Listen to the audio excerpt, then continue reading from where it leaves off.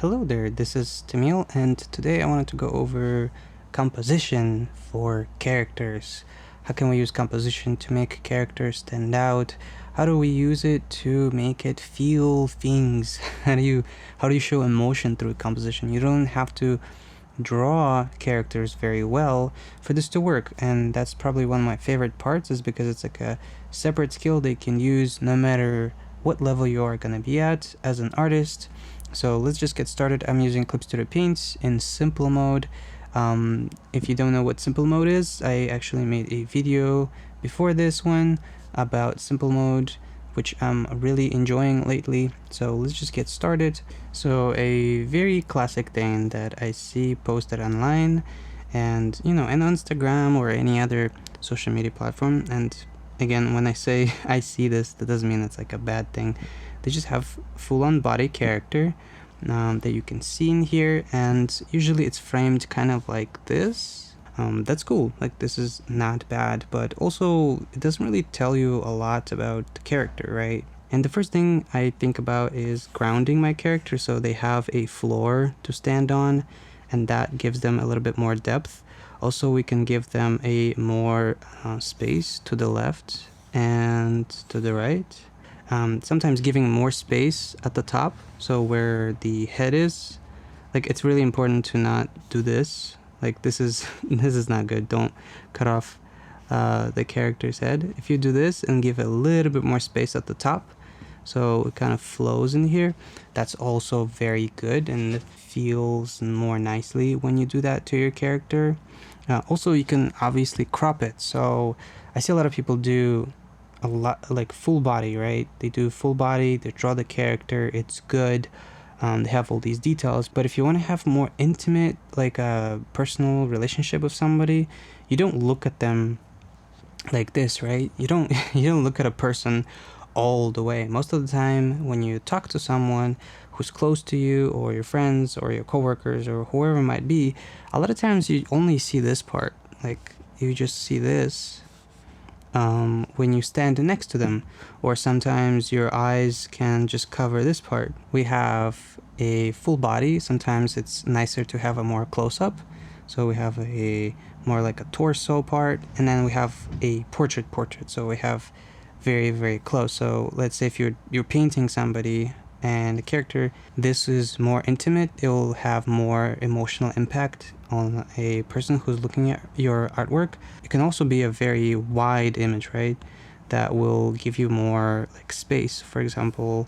So now it feels like a painting of a portrait that will give us more kind of context for where this character is at. So we can draw, for example, like a little city behind, or maybe a forest with leaves and maybe some clouds. I know I'm doing very Picasso style kind of like background. That's my first advice when framing. Alrighty, and in this case I'm showing you a quick example of how can you use shapes to think about your characters. And this is just a very simplified rule. You can obviously develop this and combine shapes, but we have circle, triangular, and a square. And square usually means stable, strong, sometimes a little bit dumb, like someone, like a guard in the video game. And as you can see, they're standing there and they're kind of filling in the entire space, and they are forming like a square, right? As you can see, we have basically a person standing, but in a way, because they're forming a triangle in here, we can also draw like a little bit ground under them that will also follow kind of like a triangle shape for them, so that you even emphasize this more. And you can draw different other characters behind them that will also symbolize a kind of ascending triangle this way. And here you can see that it feels something ominous. A person is kind of like has this danger to them, and they're a leader of some sort. They're in the middle. They're going upwards. So the composition goes this way, and it leads to their head, and sometimes having like a hat, so like a wizard hat, for example, then that will kind of emphasize that even more. This will lead to someone edgy, powerful, dangerous, evil leader, something like that. So, and we have the third one, which is a circle. Circles are usually pretty like comforting, and they're easy to recognize, and it's just something that will please the eye a little bit, and it will not be too overwhelming to look at, and basically something at home, something that will feel like a friend. And this is really nice for anything that you want to know, show someone like soft, or someone who's going to be very helpful. And again, you can combine these, right? So in this way, now we have kind of like a more calm, composition, but we can also draw a very long kind of shape this way, and now it feels lonely and more empty, and it feels like something is a little bit off. He's not smiling anymore, so much empty space, like what's happening. Alrighty, so now we have 3 magical squares, and you might be thinking, what does that mean? Well, I just wanted to show you there are different ways you can set up your camera, quote unquote. So like imagine you're looking at your character, and a lot of times, which is the most common one, again, there's our character, and that's their portrait, and that's it. And it's great, but it doesn't really give you a lot to think about. Alright, so in this example, it's a little bit hard to tell, but this is a bike.